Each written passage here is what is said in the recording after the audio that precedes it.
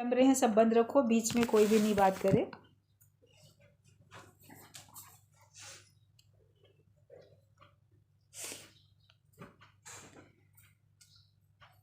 बोला गया है कि तुम मिटकर चलो तो तुम ज्ञानवान हो।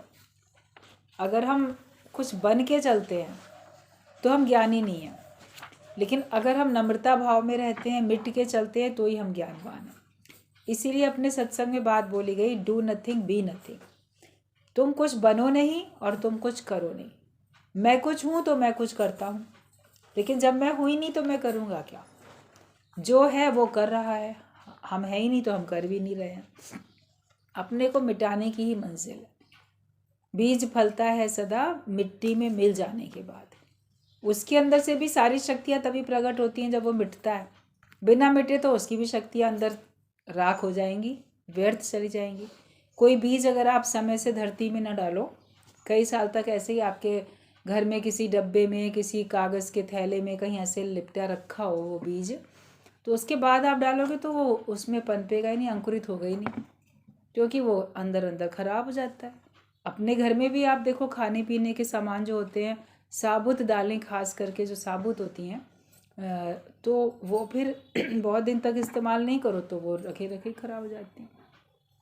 ऐसे तो आप उसको भिगो देते, वो अंकुरित चना, अंकुरित मूंग सब अंकुरित हो जाती है। आपके लिए भी धरती में डालने से तो पूरा पौधा बन जाता, पूरा पेड़ बन जाता। तो जब हम समय से अपने आप को सत्संग की धरती में समर्पित कर देते हैं, तब फिर हमारे अंदर से भी सारी शक्तियाँ प्रकट हो जाती हैं। आज नहीं करेंगे कल करेंगे, कल नहीं करेंगे तो परसों करेंगे, ये सोचते सोचते आपकी आयु बीत जाती है और आप जो करना चाहते थे कर नहीं पाते। फिर बोलोगे अब तो समय निकल गया, अब शक्ति नहीं बची, अब आयु समाप्त हो रही है, अब दुर्बलता आ गई, अब वृद्धावस्था आ गई। ये सब इंसान बोलता रहता है, बीमार हो गए। तो जब समय है तब क्यों नहीं करते हो? करना था सो ना किया, जब करना चाहिए था तब नहीं किया। भगवान का नाम, भगवान का काम, निष्काम काम नहीं किया। तब किस बात में पड़ गए कि पड़े हो लोभ मोह के फंद। तब लोभ के और मोह के फंदे में मनुष्य पड़ा रहता है।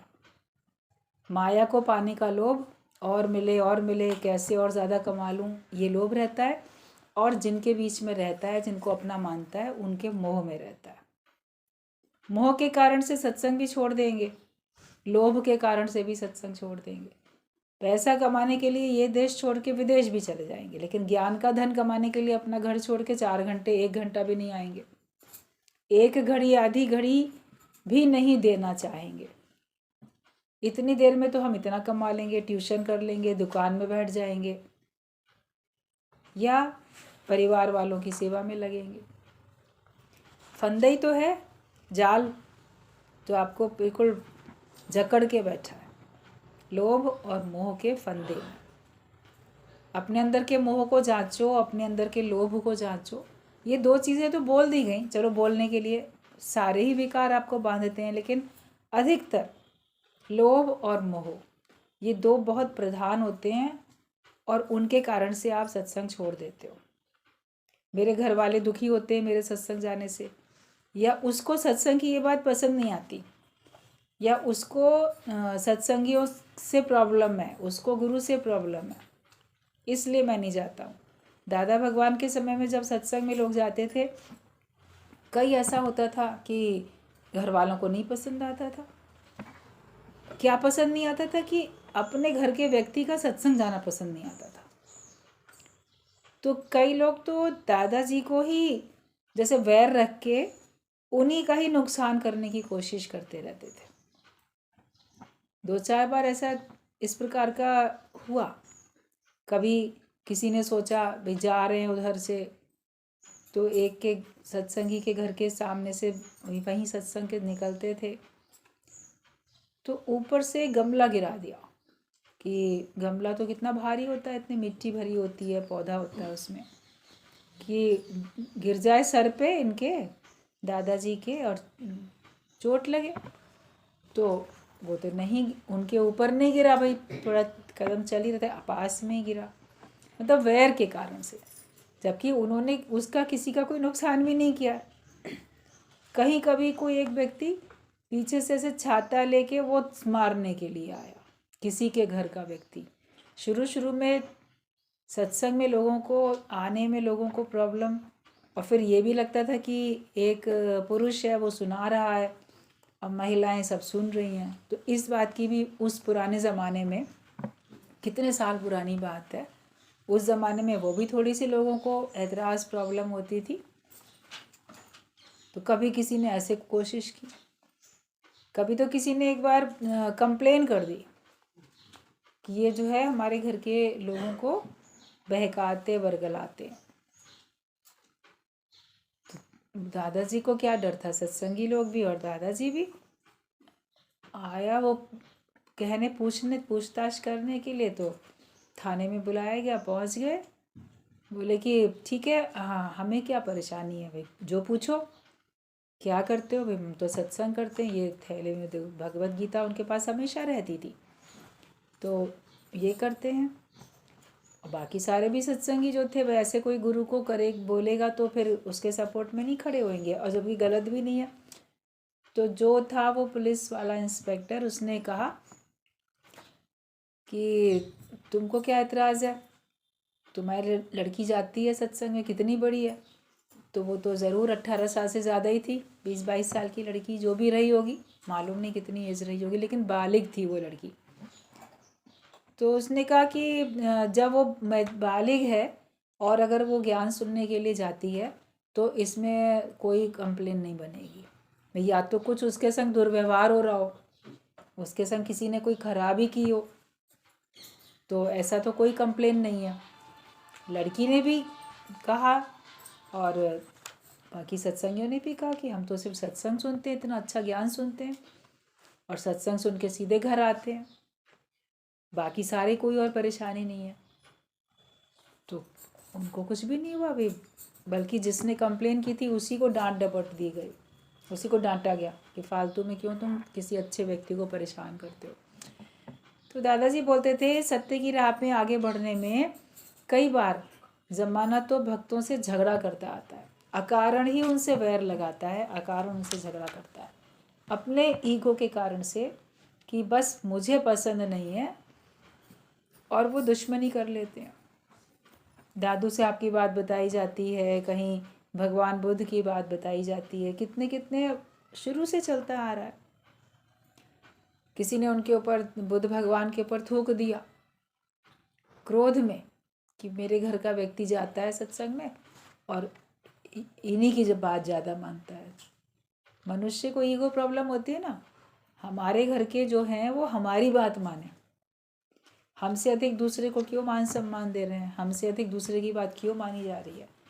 तो इस ईर्ष्या में द्वेष करने लग जाते हैं, वैर विरोध हो जाता है। कहीं दादू साहब के पास एक महिला लड़ाई करने के लिए पहुंच गई, कॉलर पकड़ के भी झटकने लगी कि तुम ऐसे हो तुम वैसे हो, गाली भी देने लगी।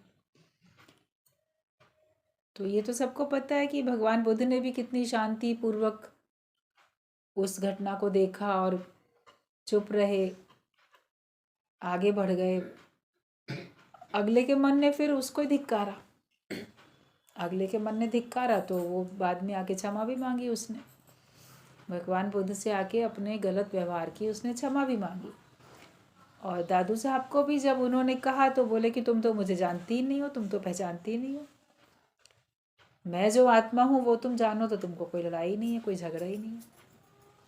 तो जब कोई वास्तव में संत होता है तो उसके आगे भी अकारण भी लोग परीक्षाएं लेते हैं, लेकिन जो मोह में पड़ा होगा तो वो क्या करेगा, वो बोलेगा नहीं नहीं, घर में ना बहुत कलह क्लेश होते हैं, लड़ाई झगड़ा होता है, मेरे घर वाले पसंद नहीं करते, इसलिए मैं नहीं आता सत्संग में। तो फिर आप ज्ञानवान तो हो नहीं, आप फिर गुरुवान नहीं हो, और परीक्षा में आप पास भी नहीं हो रहे हो। फिर आप अपनी बात रखो तो, और अपने मन को बोलो कि ज़्यादा में ज़्यादा क्या होगा। ज्ञान की रास्ते पे आगे बढ़ने के लिए जो सिर रखता हथेली पर वो गाता जंग के गाने, वही बहादुरी के गीत गा सकता है जो अपना शीश भी देने को तैयार रहेगा। जो शीश देने को तैयार होगा उसी को आशीष, उसी को आशीर्वाद भी मिलेगा। तभी गुरुजी की वाणी इतनी आप लोगों ने सुनी अभी एकदम झंझोड़ने वाली चल रही थी कि किस बात के लिए घर में आप बंधन में रहते हो, अपने मोह के कारण से, अपने लोभ के कारण से, और फिर वो समय चला जाता है आपका। आज जो निश्चय कर सकते हो आगे नहीं कर सकते, इसीलिए गुरु नानक देव को ही बोलना पड़ा, करना था सो ना क्यों, पड़े लोभ मोह के फंद, नानक समयो रम गयो, अब क्यों रोवत अंध। अब जब समय चला जाएगा, जब तुम आने जाने के लायक भी नहीं बचोगे, और फिर जहाँ मोह के कारण या लोभ के कारण हम सत्संग को, ज्ञान को, गुरु को, साध संगत को छोड़ देते हैं, उसके बाद जहाँ बैठते हैं वहाँ पे हमको अंदर में तृप्ति भी नहीं आती, अंदर में शांति भी नहीं आती, आनंद भी नहीं आता। तो उस वक्त मन पछताता है, रोता है कि नहीं इधर के रहे नहीं उधर के रहे, ना हमको ये मिला ना हमको वो मिला। वन साइडेड होके पहले ही चलो, और पहले परख लेना चाहिए। दे पानी पियो छान के, गुरु करो जान के। भाई उसको जान लो, समझ लो। आपको जब समझ में आ जाए बात कि यहाँ पे मुझे सत्य मिलता है, यहाँ सच मिलता है, यहाँ कोई धोखा नहीं है, और मेरा जीवन बन रहा है, तो फिर उसके बाद तो उस पर राह पे चलो ना। अगर आप सच्चाई का रास्ता छोड़ देते हो तो इसका मतलब ये कि आपने उसको सच नहीं जाना, तभी तो छोड़ा। वरना सच को छोड़ के कच्चे उसमें जगत में जाते ही क्यों है मन। मुझे सच्चा हीरा छोड़ के आप कांच के टुकड़े से दिल लगा लेते हो, तो उससे तो कुछ मिलने वाला है नहीं। अपना विवेक का इस्तेमाल करना चाहिए कि मैं कहीं पर भी हूँ, हर एक अपना साक्षी है। मैं कहीं पर भी हूँ, अगर मैं भगवान के रास्ते पे नहीं चलता हूँ, ज्ञान के रास्ते से विमुख हूँ, तो अपने कौन से लोभ के कारण या कौन से मोह के कारण, हमें अपने लोभ को, मोह को पहचानना आना चाहिए, अपने विकारों को पहचानना आना चाहिए। और ये लोभ मोह सब किससे उपजते हैं, इनका जन्मदाता कौन है? अहंकार है। अहम, मैं कुछ हूँ। अपने को देह मान के बैठे हो तो सब कुछ है। देह में सब विकार होते हैं, और गुरु देह से ही मुक्त करते हैं। हमको देह से ही उपराम गुरु करता है, वरना तो हर एक के देह में पांचों विकार हैं, 5 विकारों से जुड़े हुए अनेकों विकार हैं, 25 50 न जाने कितने विकार होंगे। जड़ को ही समाप्त करो, अज्ञानता की जड़ को, मैं देह ही नहीं, तब फिर आपको जीने का आनंद आएगा। फिर आप चाहे घर में बैठो, चाहे कहीं जंगल में बैठो, सत्संग में आओ ना आओ, लेकिन छूट के बैठो। हर एक अपना साक्षी खुद बने। मान लो वो घर में बैठा भी है, कई कारण से, कभी किसी की, आजकल देखो सब ऑनलाइन सुनते हैं, नहीं आ पाते सत्संग में रोज़ नियम से, या आना चाहते हैं, उनका शरीर परमिट नहीं करता, तबीयत खराब होती है, बीमार हैं, या ऐसी स्थिति है कि अकेले नहीं आ सकते, कोई साथ में लाने वाला नहीं है। अनेक कारण होते हैं। और कभी अचानक से आपके घर में कोई समस्या आती है, घर में ऐसी सेवा आती है कि आपको घर में रुकना पड़ता है, तो आप घर में रुकते हो, लेकिन आप ऑनलाइन सत्संग सुनते रहते हो।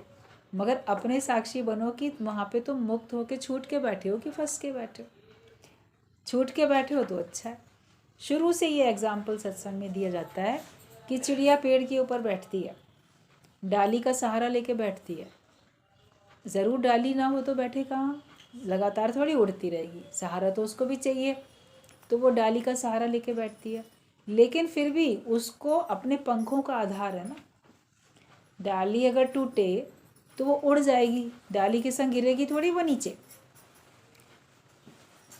उसको देखने में आता है कि पेड़ का आधार लिया, पेड़ के आधार के साथ साथ उसको अपने पंखों का आधार है, वो जब चाहे तब उड़ सकती है। तो घर का, गृहस्थ का, परिवार वालों का, सबका आधार लेके ही हर एक कोई बैठता है।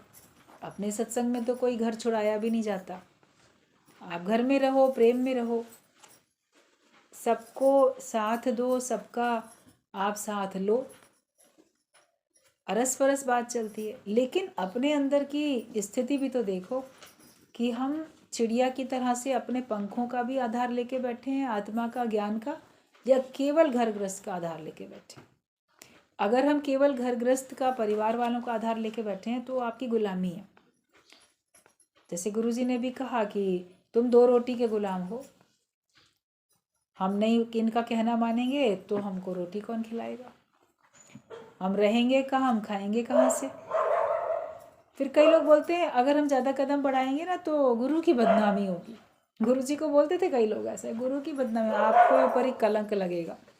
तो गुरु जी बोलते थे हमारे कलंक की चिंता मत करो, हम मिटा लेंगे, तुम अपना मोह तो देखो, अपने मोह को मिटाओ, ये मत बोलो कि आपकी बदनामी होती है। बोले हमको तो भगवान ने, गुरु ने नहीं कलंकी अवतार बना दिया है, कोई कलंक हमको लगता ही नहीं है। परमार्थ के कारण मोहि ना आवे लाज। परमार्थ के लिए चलता है गुरु, तो उसको अपना मान सम्मान नहीं है, वो अपने परमार्थ के लिए चलता है। उसको कोई किसी प्रकार का हट नहीं होता, ना कोई ऐसा लाज होती है कि लोग क्या कहेंगे। वो तो ये देखता है सच्चाई के रास्ते पे चलते हैं, दूसरे को भी सच्चाई के रास्ते पे चलाते हैं। तो हम किन किन बातों में, कहाँ कहाँ, कौन कौन से बंधन में हैं, इस बात को हमको चेक करते जाना है, और चेक करके हमको उससे अपने आप को छुड़ाना भी है। तेज़ बारिश होती है तभी सड़कें भी साफ़ हो जाती हैं, पेड़ पौधे भी सब बिल्कुल जैसे कि धूल मिट्टी सब हट जाती है।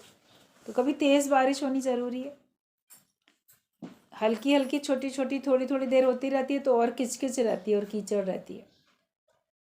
तो ऐसे गुरु को कभी सख्ती से बोलना भी पड़ता है, उसके द्वारा भी मुख से कभी सख्त वचन निकलते भी हैं, तभी आपके अंतर मन की सफाई होती है। वरना आप वैसे के वैसे ही रहते हो कि हम तो एडजस्ट करके चल रहे हैं। तो एडजस्ट अपने परिवार से करते हो, माया से करते हो, या भगवान की मर्ज़ी से अपनी मर्ज़ी मिला के चलते हो? भगवान से क्यों नहीं एडजस्ट करते? आप भगवान के अलावा सबसे एडजस्ट करते रहते हो, गुरु के अलावा सबसे एडजस्ट करते रहते हो, क्योंकि अपने अंदर में मोह है और अपने अंदर में लोभ है। ये मुख्य दो चीज़ें हैं। अपने को जांच के हमको उससे अपने को छुड़ाना भी है बिल्कुल। तो ये देखो कि हमें क्या करना है कि मिट के चलना है। तो मिटते कहाँ पे? घर में मिट जाते हैं। हमको तो नहीं यहाँ मिट के चलना है, अपनी मैं थोड़ी लगानी है यहाँ पे। तो कहाँ मिटना है? बीज जब धरती में मिटेगा, उपजाऊ धरती में मिटेगा, तब तो वो वृक्ष बनेगा। लेकिन अगर वो ऐसी चक्की में पिस गया, मिटा तो, लेकिन तब उसमें से उसकी शक्ति वृक्ष के रूप में प्रकट नहीं होगी कि वो और कई सारे बीजों को प्रकट कर सके, उनको जन्म दे सके। चक्की में अगर पिसा है तो थोड़ी सी शक्ति बाकी है जिससे दूसरे सुख ले लेंगे, बस उसकी रोटी बना के खा लेंगे जो भी पीसा गया उसको, तो उसका वो एक टाइम का किसी की भूख मिट सकती है, उसके मिटने में सहयोग कर सकता है। और कहीं मिटता है तो जैसे कि किसी काम में भी नहीं आया, घुन खा गया उसको, तो फिर बस वही पड़े पड़े ही जैसे वो नष्ट हो गया, किसी के भी काम नहीं आया।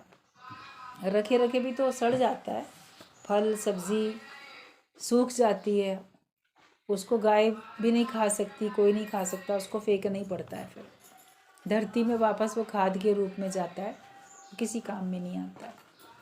तो हम कहाँ मिटते हैं? अगर हम परमार्थ के रास्ते पे मिटते हैं तो फिर आप प्रकट होते हो, और आपका आदर्श देख के पता नहीं कितनों के अंदर में ज्ञान आ जाता है। लेकिन अगर हम एडजस्ट करते रहते हैं घर में ही, तो आपके घर वाले भले आपसे खुश हो सकते हैं, आपका उतना ही जीवन रहता है और उसमें आपको संतुष्टि रहती है। तो एक वो साधारण गृहस्थी की निशानी होती है कि मैं जो हूँ सब बस अपने घर परिवार को मैं और मेरे के लिए जी रहा हूँ। लेकिन तू जी ऐदल ज़माने के लिए, मैं मेरे के लिए तो जीते हैं सभी। वैसे तो जीने के लिए पशु भी पेट भरते हैं, और पशु पक्षी भी अपने बच्चों का लालन पालन कर लेते हैं, उनको इस योग्य बना देते हैं कि वो भी अपना लालन पालन कर सकें। वो तो फिर भी बाद में थोड़ा सा छोड़ भी देते हैं, अपने मोह को कम कर लेते हैं। लेकिन मनुष्य का मोह दिनों दिन बढ़ता जाता है। जितनी आयु बढ़ती है उतनी ही आपके अंदर में मोह ममता बढ़ती चली जाती है, लोभ बढ़ता है, आयु घटती जाए और तृष्णा बढ़ती ही बढ़ती है। हमारे मन की तृष्णा बढ़ती चली जाती है। अपने ऊपर बहुत सख्ती से निगाह रखनी चाहिए।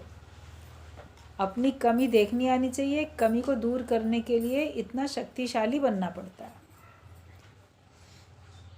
अपने को जो भी हमको क्लास पास करनी है, उसमें जो भी सिलेबस है उसको तो हमको पक्का याद करना ही पड़ेगा, और जो एग्ज़ाम में पूछा जाएगा वो तो हमें सही सही लिखना ही पड़ेगा। अगर आप फेल हो गए तो दोबारा उसी क्लास में पढ़ना पड़ेगा। लेकिन ब्रह्म ज्ञान की क्लास में अगर फेल हो गए तो दोबारा उसी क्लास में नहीं पढ़ना पड़ेगा, दोबारा शुरू से ABCD क्लास 1 में जाना पड़ेगा। आप बोलो कि हम 9th में फेल हो गए तो हम 9th दोबारा पढ़ेंगे, 12th में फेल हो गए तो 12th क्लास दोबारा पढ़ेंगे। लेकिन ब्रह्म ज्ञान में एक बार फेल हुए तो क्या होगा, दूसरा जन्म, और फिर से नए सिरे से आपको पढ़ना पड़ेगा, फिर से नए सिरे से मेहनत करनी पड़ेगी। एक बच्चा कितनी मुश्किल से जन्म लेके आता है धरती पे, गर्भ के कष्ट उसको सहने पड़ते हैं, और उसको कितनी मुश्किल से लालन पालन उसके माता पिता परिवार वाले सब करते हैं। कितनी छोटे बच्चे की कितनी संभाल करनी पड़ती है। फिर उसको कितना सिखाना पड़ता है, बोलना सिखाओ, चलना सिखाओ, उठना बैठना सिखाओ। जब तक स्कूल नहीं जाता घर में कितनी सारी बातें सीखता है। फिर स्कूल जाता है, उसको फिर से पढ़ना पड़ता है, सारे सब्जेक्ट याद करने हैं, पढ़ना है। टीचर की भी मार खानी पड़ेगी, कहीं घर वालों की भी अगर नहीं सुधरेगा तो बहुत कुछ उसको सीखना पड़ता है। तब जाके धीरे धीरे करके बड़ा होके उसके अंदर में सब समझ आती है। तो वो सब मेहनत तो करनी पड़ती है ना। फिर अगर उसका योग है लगना तो उसको ब्रह्म ज्ञान की क्लास मिलती है। फिर यहाँ भी मेहनत करनी पड़ती है। बिना मेहनत किए थोड़ी ना कोई आगे बढ़ेगा, बिना परीक्षा दिए थोड़ी कोई पास होगा। तो अगर आज भी जो बंधन सामने है, माया का जो भी रूप तुम्हारे सामने है, उससे ऊंचा उठने के लिए पुरुषार्थ करना पड़ेगा। अगर आज नहीं करोगे कोई बात नहीं, आप घर में आराम से बैठो, सुख से बैठो, लेकिन अगले जन्म में भी फिर से वही और ज़्यादा मेहनत करनी पड़ेगी, और परीक्षा फिर यही सामने आएगी। जो कारण आज है उसको अगर आज आप दूर नहीं करते हो, उससे उपराम नहीं होते हो, तो अगले जन्म में भी वही कारण आएगा, थोड़ा बढ़ के आएगा, तो मेहनत करनी पड़ेगी। फिर नहीं करोगे तो फिर क्या आएगा। तो जब तक आप अपने आप को पूरी तरह से ब्रह्मज्ञानी नहीं बना लेते हो, आत्मा में स्थित नहीं होते हो, तब तक आपको आवागमन के चक्कर में जाना ही पड़ेगा। पता नहीं कितने जन्मों से तो नाच रहे थे इसी ब्रह्मांड में, 84 लाख योनियों में, फिर आगे भी नाचते रहेंगे। कभी कहीं पे भागवत रखी जाती है ना, भागवत सप्तम या कोई और कथाएं, तो जो कथा करने वाले कथावाचक जो होते हैं वो पंडित जी, तो अक्सर हमने सुना है, तो वो कहेंगे कि भगवान की कथाएं हो रही हैं, उसमें कोई प्रसंग आएगा तो ऐसा भजन गाएंगे, फिर बोलेंगे सब खड़े होके नाचो।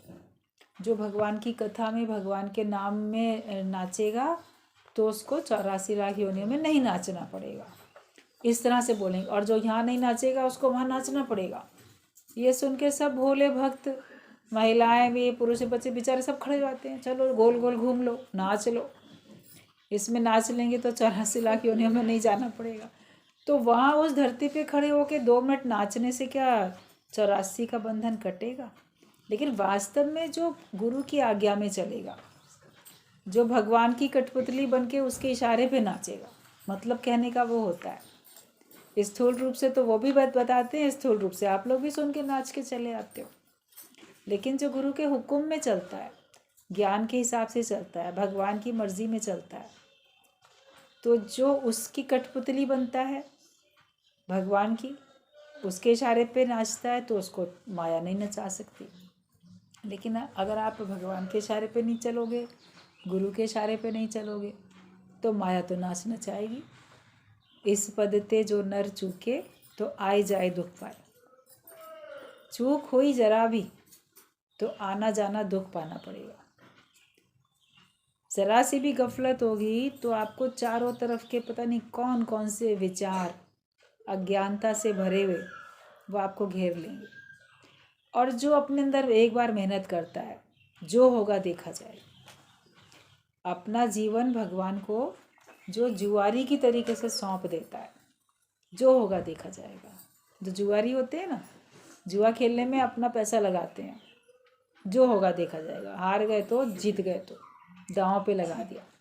तो जो अपना जीवन दांव पे लगा देता है जुआरी की तरीके से, परवाह नहीं करता, लाभ की हानि की किसी की परवाह नहीं करता।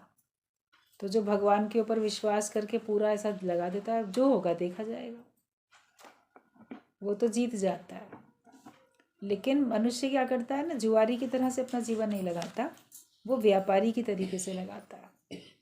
व्यापारी व्यापार करने में सोचेगा इतना पैसा लगेगा, कब प्रॉफिट मिलेगा, कितना प्रॉफिट है, इस काम को करने में फ़ायदा है कि नहीं है। 10 बार चारों तरफ का आगा पीछा सोच के उसके बाद वो अपना व्यापार में धन लगाता है। तो मन भी व्यापारी की तरीके से धन लगाता है कि अपना समय का, कि मैं सत्संग में समय दूंगा तो मुझे क्या फ़ायदा होगा, कितना होगा, कब होगा। और अगर प्रत्यक्ष फ़ायदा अभी नज़र नहीं आ रहा है तो हम क्यों दें, क्यों समय दें। लोगों को तो तुरंत का तुरंत चाहिए ना फ़ायदा, अभी का अभी चाहिए।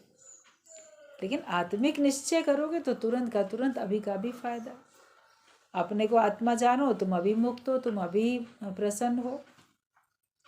गुरु ने तो कह दिया, मान ना मान तू है भगवान, लेकिन मान लो तो तुम्हारा अभी का भी भगवान गॉडहुड में तुम आ जाओगे। अपने को ब्रह्म का निश्चय करो, सारे दुखों से उपरांता आएगी, सब परेशानियों से तुम छूटते चले जाओगे।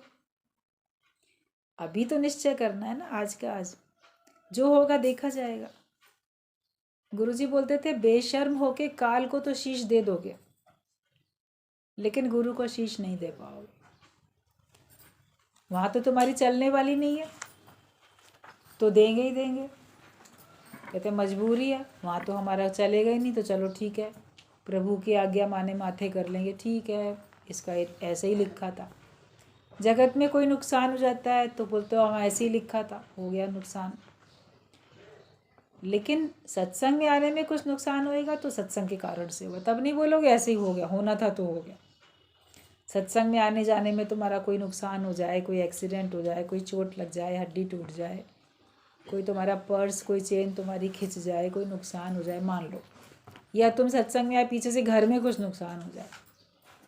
सत्संग गए थे ना इसीलिए, घर में होते तो नहीं होता। अब वहीं पे अगर तुम पिक्चर देखने गए हो, शॉपिंग पे गए हो, रिश्तेदारी में गए हो, तब तुम्हारा अगर घर में नुकसान हुआ तो क्या करोगे? क्या फिर ज़िंदगी भर कभी जाओगे नहीं रिश्तेदारी में या पिक्चर देखने, शॉपिंग करने नहीं जाओगे क्या?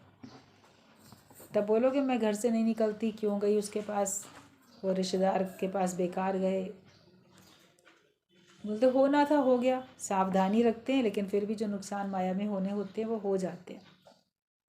हर नुकसान आपको अनुभव दे के जाता है कि ठीक है, आगे से हम इस प्रकार से और सावधानी रखेंगे। उसके बावजूद भी अगर होती है तो क्या करते हैं, फिर तो उसको सहना ही पड़ता है ना। तो ज्ञान के रास्ते पे आगे बढ़ो, फिर जो होगा तो उसको सहना ही पड़ेगा, जो होगा तो देखा जाएगा। जितना मन डरेगा उतना मन पीछे हटेगा और आप ज्ञान के रास्ते पे आगे बढ़ ही नहीं सकते। उतना मन आपको और डराएगा, आपकी शक्ति कम होती जाएगी। जब ये अपने को पक्का करा दो, आया हूँ जग में मैं ही एक अकेला, कि मैं एक अकेला खुद आया हूँ, बाकी मुझे किसी से कोई और मतलब नहीं है। मैं इस जन्म में अपने को तो मुक्त करूँ, अपना तो जीवन संवारें। हर एक अपने सुख से बंधा है और अपने सुख को पाने के लिए दूसरे को बंधन में लाता है, दूसरे को दुखी करता है। भगवान का भक्त किसी और को बंधन में नहीं लाता, किसी और को दुखी नहीं करता, लेकिन वो अपने रास्ते की विघ्न बाधाओं को तो काटता भी है। अगर नहीं काटता तो कोई भी आगे नहीं बढ़ सकता था। परीक्षाएं सबके सामने आई होंगी। अभी अगर आपने मान लो 10th का एग्ज़ाम दिया है, तो आप क्लास 1 से लेकर 10th तक परीक्षाएं बहुत सारी देकर ही तो आए हो। दूसरा पहले से 10th क्लास पास कर चुका, आपको दिख रहा है, आपका सीनियर है, तो वो भी तो वो सब करके ही आया है ना, वो भी सारे एग्ज़ाम पास करके ही आया। जितना भी कोई आपका सीनियर है, बड़ी क्लास में, आप छोटी क्लास में हो, तो वो छोटी क्लासेस के एग्ज़ाम्स को पास करके आया। हमको ब्रह्मज्ञानी बहुत ऊंचा दिखता है, वो भी सारी परीक्षाएं देकर आया। ऐसा नहीं है कि उसने नहीं दी हैं, आपको नहीं दिख रही हैं, या आपने किसी को पढ़ते हुए एग्ज़ाम देते हुए नहीं देखा, लेकिन जो आपसे बड़ी क्लास में है तो एक स्वाभाविक बात है कि उसने भी पढ़ा है, उसने भी एग्ज़ाम दिया। तो गुरु को भी अगर आप देखते हो, ब्रह्मज्ञानियों को देखते हो, अवतारों को भी देखो। अभी रामनवमी पे भी जो रामचंद्र भगवान की बात चल रही थी, तो क्या उनके सामने परीक्षाएं नहीं आई थी? कृष्ण भगवान के सामने नहीं परीक्षाएं आई थी क्या? नानक के सामने नहीं आई, क्राइस्ट के सामने नहीं आई? कौन सा है अवतार जिसके सामने विघ्न बाधाएं परीक्षाएं ना आई हो? कौन केवल फूलों में पला, केवल सुखों में कौन पला? सबके सामने दुख सुख आया, मगर उसमें उन्होंने अपने को उससे उपराम करके दिखाया, संदेश दिया कि जो भी कारण सामने आता है उसमें हमको फंसना नहीं है, उसमें हमको ऊंचा उठना है, यही तुम्हारा फर्ज है। बोलते थे कि रामतीर्थ ने बोला कि फ़र्ज़ तुम्हारा ये है, किसी ने कहा उससे कि क्या घर गृहस्थ को देखना करना हमारा फ़र्ज़ नहीं है? भाई हमारा तो धर्म है, फ़र्ज़ है, ड्यूटी है, जिम्मेदारी है। तो उन्होंने कहा था कि सबसे पहला फ़र्ज़ तुम्हारा है कि फ़र्ज़, फ, र और ज़, 3 अक्षर से फ़र्ज़ शब्द बनता है। मतलब फ से फंसो, र से राम में, ज से जवानी में। तुम्हारा मन जवानी में ही राम में अटक जाए, भगवान में लग जाए, फंस जाए, वही तुम्हारा फ़र्ज़ है। अगर तुम भगवान में तुमने अपने आप को अटका लिया तो वही तुम्हारा पहला फ़र्ज़ है। और दूसरी बात बोली, फारिग हो जाओ रजोगुण से जवानी में, मतलब छूट जाओ। जो हमारे अंदर का रजोगुण है वो हमको जगत में फंसा देता है। रजोगुण के कारण से आप दौड़ भाग करते रहते हो, अटकते हो माया में, ये कर लें, वो कर लें, ये बना लें, ये मिल जाए। ये सब रजोगुण की तो निशानी है, हलचल, चंचलता, ये सब रजोगुण की निशानी होती है। मतलब फारिग हो जाओ, छूट जाओ रजोगुण से जवानी में। ओल्ड एज में तो आपके पास ताकत ही नहीं होगी, आप रजोगुण वाली प्रवृत्ति मन में भले रखोगे, शरीर से नहीं कर पाओगे। बोलोगे नहीं अब हम नहीं कर सकते, तब तो चाह के भी नहीं कर सकते। तो जब आप माया में जा सकते हो फिर भी नहीं जा रहे हो, तो फिर आपका महानता है ना। वरना तो लाचारी मजबूरी तो सबसे सब कुछ छुड़ा देती है। बीमारी में आप वैसे ही नहीं कुछ काम कर सकते, वैसे ही कुछ खा पी नहीं सकते, नुकसान देगा तो आप छोड़ देते हो।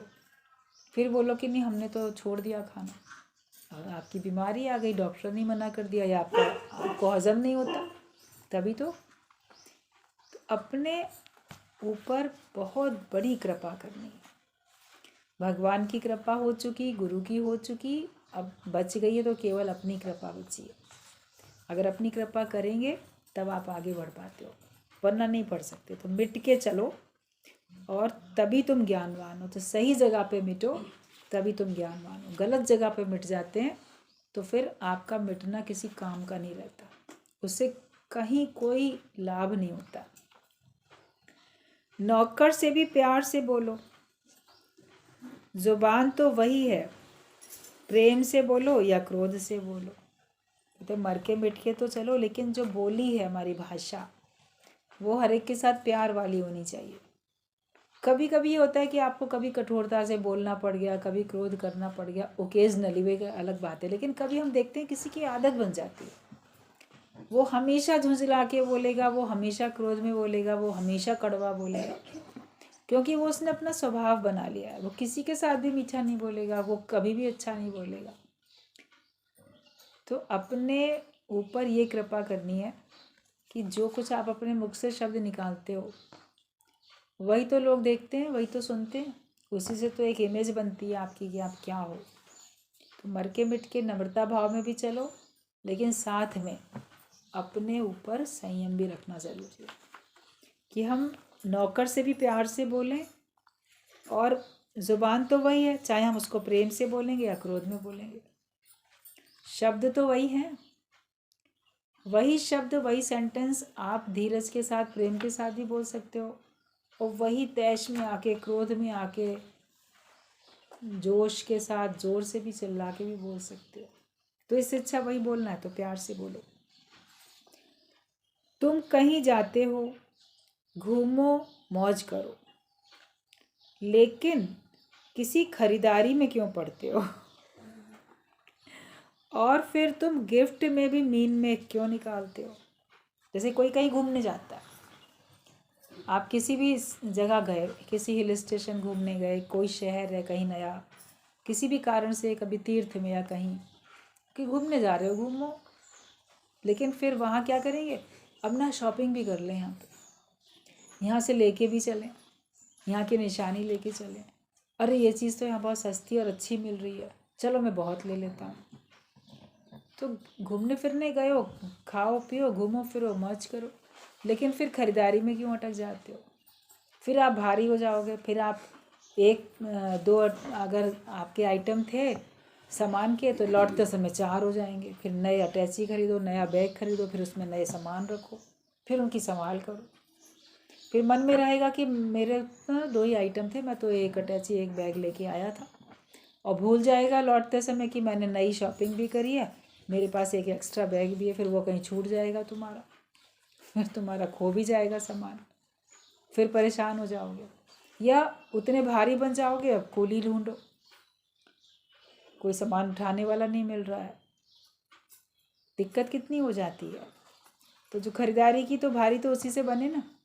तो जगत में आए हो तो यहाँ पे भी आके घूमो फिरो सैर करो, लेकिन जो हम अपना बनाते रहते हैं, ये हम खरीदारी करते हैं, उसी से हम भारी बन जाते हैं, ये मेरा ये मेरा ये मेरा। तो मेरा मेरा कुछ नहीं बनाओ, आओ संसार में सब भगवान का है, तुम भी भगवान के हो, सब तरफ सैर करके चले जाओ। तो ये हमको करना है कि हमको आना है कि तुम कहीं जाते हो, घूमो फिरो मौज करो, लेकिन खरीदारी में क्यों पड़ते हो? कहीं भी जाओ घूमने तो वहाँ खरीदारी में नहीं पड़ो, थोड़ा बहुत ले लिया सामान, एक आधा आइटम, कुछ बात अलग है, लेकिन नहीं भी लोगे तो काम तुम्हारा चल ही जाएगा। तो एक तो काम ये करते हो कि तुम खरीदारी में पड़ जाते हो, दूसरी बात तुम गिफ्ट में मीन मेक क्यों निकालते हो? कोई तुमको कोई गिफ्ट देता है, फिर उसमें मीन मेक, ऐसी चीज़ दी, ये दी, वो दी, भाई अगले ने दिया तुमको, फिर बड़े प्यार से नहीं दिया था उसने, कहीं प्यार से कोई चीज़ देगा, आपको भी पता है प्यार से, तो आपको वो अच्छी लगेगी चाहे वो कैसी भी हो, अरे बड़े प्यार से दिए उसने, ये चीज़ बहुत अच्छी है। लेकिन आदत कभी किसी की ऐसी दी, फिर सस्ती दी, फिर महंगी देता, मैं उसको महंगी गिफ्ट देता हूँ, इसने मुझे सस्ती दी, इसका ये ऐसा है ये वैसा है।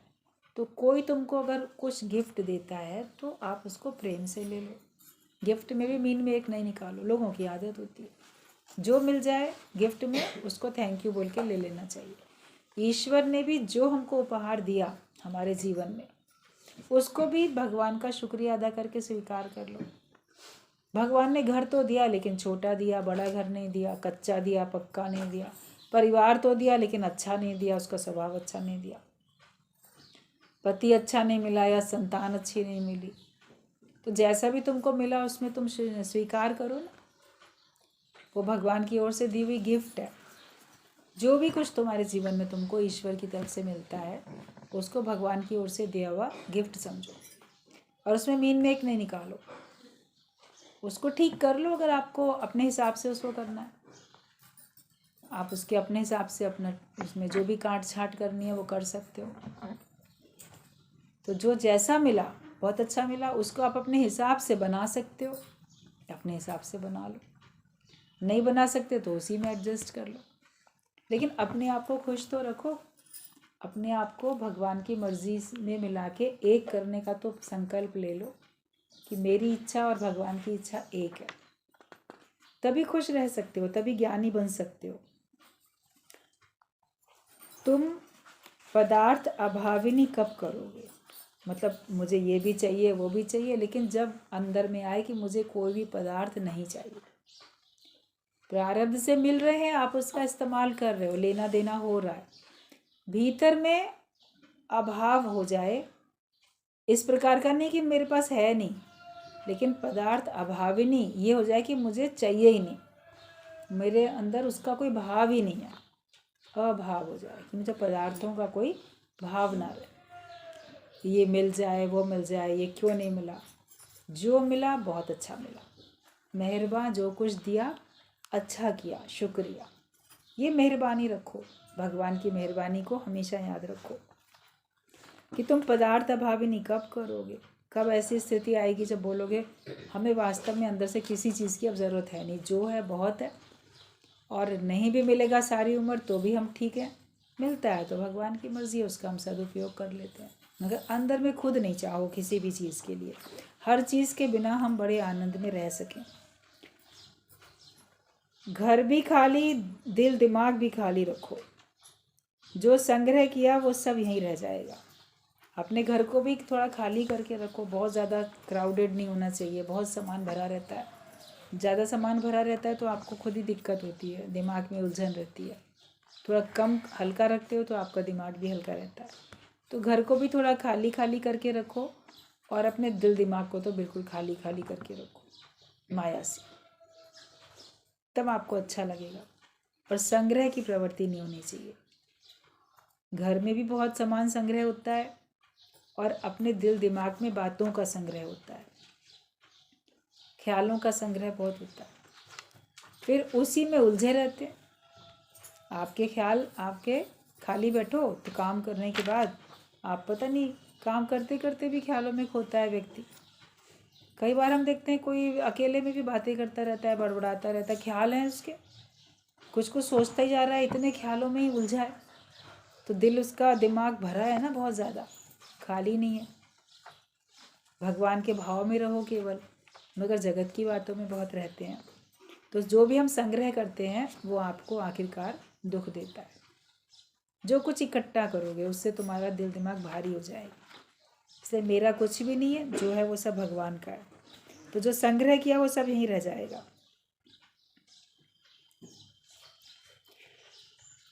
तुम्हारा छूटा हुआ कोई यूज़ भी नहीं करेगा। मरे हुए के कपड़े, खाना तुम पसंद भी नहीं करते हो। वो तो बहुत संग्रह करोगे फिर आखिरकार छोड़ के जाओगे। तो तुम्हारी मृत्यु के बाद कौन है ऐसा जो तुम्हारे यूज़ किए हुए कपड़ों को पहनना पसंद करेगा? आपके घर में कोई है ऐसा, घर वालों में से, कि तुम्हारे मृत्यु के बाद अरे इसके कितने अच्छे अच्छे सुंदर कपड़े हैं, इनको तो अब हम पहनेंगे? तो कोई पहनना ही नहीं चाहेगा। गहने भले कोई ले लेगा तुम्हारे, सोना चांदी रुपया पैसा, और उसको भी एज इट इज़ नहीं यूज़ करेगा, उसको तुरंत ज्वेलर को दे के नए डिज़ाइन के बनवा लेगा, वो वाले नहीं पहनेगा। लेकिन ये कि चलो आग में डल के वो शुद्ध हो गया, फिर मैं अपने नए बनवा लेता हूँ, वो करेगा। प्रॉपर्टी लेने के लिए सब है, लेकिन मरे हुए व्यक्ति का जो दुनिया चला गया उसके कपड़े कोई नहीं पहनेगा। और मृत्यु के समय का तुम खाना भी खाना पसंद नहीं करते हो। किसी की मृत्यु हो जाए, तुमको पानी भी पीना अच्छा नहीं लगेगा उस समय, या उसके नाम का कोई तुम्हें खिलाए तो तुमको उसके नाम का खाना नहीं अच्छा लगेगा। देखो 13वीं वगैरह पे हम, या बरसी वगैरह पे हम देखते हैं, उसके नाम का तो दे दिया जाता है पंडितों को, या जिसको भी देते हैं दे देते हैं, बाकी को तो भोज कराते हैं। लेकिन वो वाला भोजन भी कोई बहुत खुशी से थोड़ी खाता है। जहाँ ज़रूरी होता है मनुष्य जाता है दूसरे के साथ के लिए, हमदर्दी प्रेम के लिए, मगर उस भोजन को खाने में बहुत खुशी थोड़ी होती है।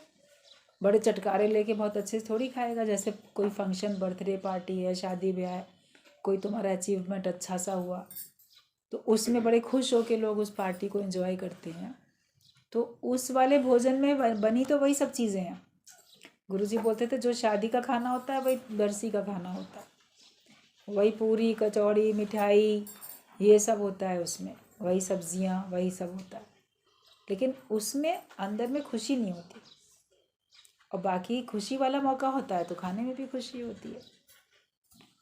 तो तुम जीते जी जग से मरो और अमर आत्मा में आ जाओ, तो फिर तुम्हारा मरना मरना नहीं रहेगा।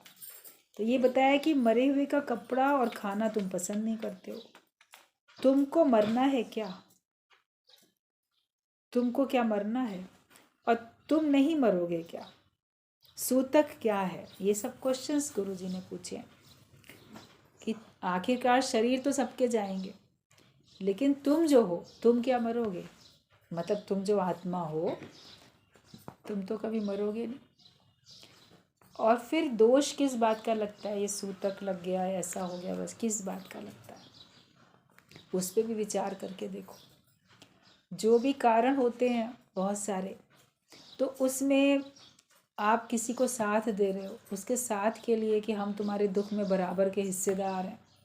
तुम्हारा मन नहीं करेगा इस समय कुछ साज श्रृंगार करने का या कुछ खाने पीने का, तो फिर हम भी नहीं करते हैं उसको सहयोग देने के लिए, उसका साथ देने के लिए, उसके दुख में उस प्रकार का परिवार के लोग वैसे ही अपना रखते हैं कार्यक्रम कि ठीक है इतना समय जो है शोक का समय है, फिर अब शोक का समय हट गया, तो वो मन को उतने समय के लिए धीरज देने के लिए होता है कि ठीक है इतने समय के लिए हमने धीरज दे दिया। बोलते सब तो जो भी है पाप है या दोष है वो तो रोज़ ही है। आपके घर में रोज़ कोई ना कोई जा ही रहा है ना। कोई मक्खी मच्छर मर रहे हैं, कोई चींटी कीड़े मकोड़े मरते हैं, क्या नहीं मर रहे हैं? मगर वो तुमको दिख नहीं रहे। गुरु नानक देव ने बोला सूतक तो तुम्हारी रसोई में ही पड़ा हुआ है। मतलब कि पहले ज़माने में लकड़ी कंडे ये सब जलाए जाते थे, अभी भी जलाते हैं, तो उनके अंदर भी कीड़े मकोड़े हो जाते थे। जलाने में वो भी जल जाते थे, तुम्हारे ही हाथों से जल जाते, दिखते नहीं थे तुमको जलते हुए। या अग्नि चूल्हा जल रहा है तो उसमें पतंगे आके अपने आप तुम्हारे सामने भी जल गए। कभी एक बार हम कहीं गए किसी के घर में सत्संग के लिए, गुरुजी ने भेजा था, तो बरसातों का समय था। तो बरसातों के टाइम में उसके बाद के समय में कीड़े बहुत हो जाते हैं। लाइट जहाँ जली वहाँ बहुत सारे कीड़े वगैरह सब आने लग जाते हैं। तो वो फिर हमारे साथ कोई और भी था जो भी गुरुजी ने जिसको भेजा होगा, याद नहीं है इस समय। तो हम लोग को फिर वापस आना था, तो बोली नहीं नहीं आपको ट्रेन में खाने के लिए मैं जल्दी थी ना कुछ बना के देती हूँ। बहुत मना भी किया, तो बनाने के लिए जो उसने किया, उसने कढ़ाई में तेल डाला, आलू वगैरह भूनने करने, न जाने कितने सारे कीड़े भी उसमें चले गए, तल गए जाके। तो बोले बरसातों में आ ही जाते हैं, तो इनको ना निकाल देते हैं। हमने कहा देखो ऐसे ये लोग बना रहे हैं कि कीड़े उसमें डल गए, वो बिल्कुल तल गए एकदम जीरे की तरीके से तल गए, तो उसको छांट छांट के कीड़े कीड़े निकाल तो बाकी पैक कर देते हैं। हमने तो खैर देख लिया था, उनका जो ये कर रही है करे, तुमको खाना कि हमें खाना ही नहीं है। लेकिन ये हो जाता है कि आप बाज़ार में खाओ, आप चाट वगैरह खाने बैठो, वो आपकी टिक्की तल रहा होगा चाट वाला, तो उसमें से कितने कीड़े भी तल जाएंगे, वो खुद हटाता रहता है और बाकी निकाल निकाल के आपको देता रहता है। देख भी नहीं पाते हो आप, देख भी लेते हो तो कहते हो चलो आँख इधर कर लेते हैं, मैं ये खा तो लूँ। तो कभी होता है ना ऐसा। तो दोष तो हर जगह पर है। कौन सा पल ऐसा है जहाँ पे मृत्यु नहीं हो रही है? मनुष्य की होती है तो बहुत भारी बड़ा देखने में आता है तो आप करते हो, मगर वो भी तो तुम्हारे ही घर के जीव जंतु थे जो जा रहे हैं दुनिया से, मक्खी मच्छर कीड़े मकोड़े सब जा रहे हैं। तो उसके लिए आप किस किस के लिए कहाँ कहाँ तक शोक मनाओगे? ज्ञानी के लिए शादी गमी की रीत नहीं होती है, मगर इसका ये मतलब नहीं है कि अगर किसी की गमी हो जाए तो वो शादी में जैसे नाचता है वह नाचना शुरू कर देगा।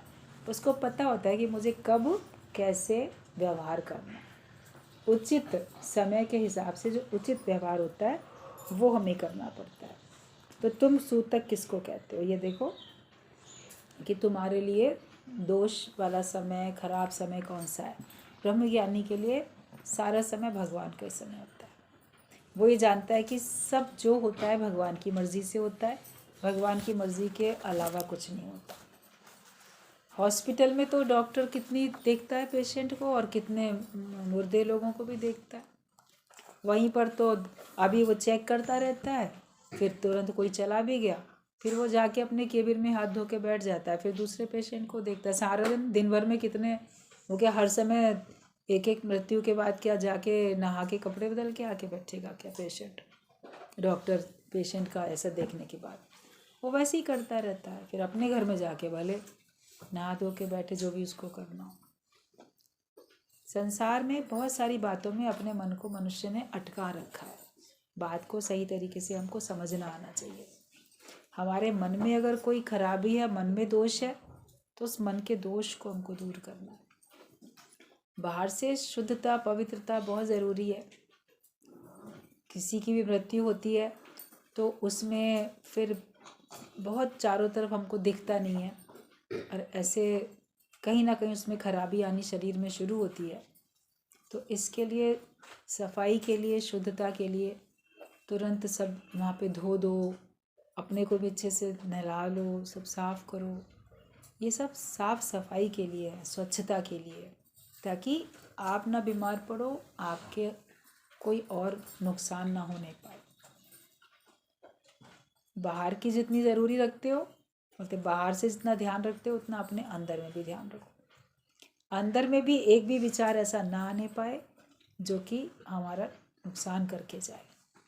बाहर के नुकसान से बचाते हैं, अंदर के नुकसान पे ध्यान ही नहीं देते हैं।